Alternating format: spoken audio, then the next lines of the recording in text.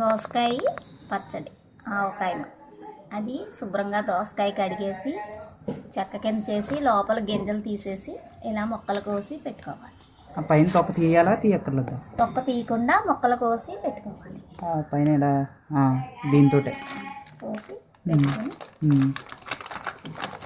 అంటే కమ్మటి కారం అంటే 3 మ్యాంగో కారం అయితే బాగుంటుంది. 3 మ్యాంగో కమ్మని కారం కావాలి అంటే 3 మ్యాంగో ఆవకాయ కారం తీసుకుని ఒక చెంచా,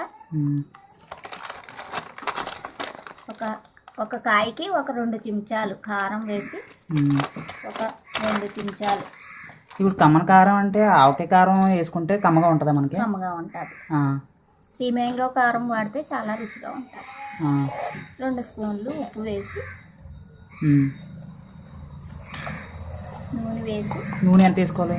సరిపడా అంత నూనె వేసుకుని దాంట్లోనే లైట్గా ఇది వేసుకొచ్చి ఆవపిండి వేసుకుంటే బాగుంటుందా? ఆవపిండి వేసుకుంటే వేడి చేస్తుంది అని ఆవపిండి లేకుండా ఈ ఉప్పు కారం వేసుకుని. ఆవపిండి వేసుకుంటే కూడా బాగుంటుంది కదా? చాలా ఆవపిండి వేసుకుంటే బాగుంటుంది, కానీ ఆరోగ్య రీత్యా వేడి చేయాలంటే ఆవపిండి వేసుకుంటే సరే.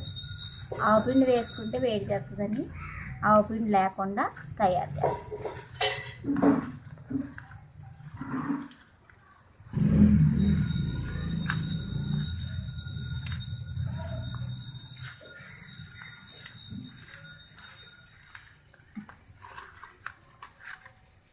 దోసకాయ కారం ఆవకాయ రెడీ.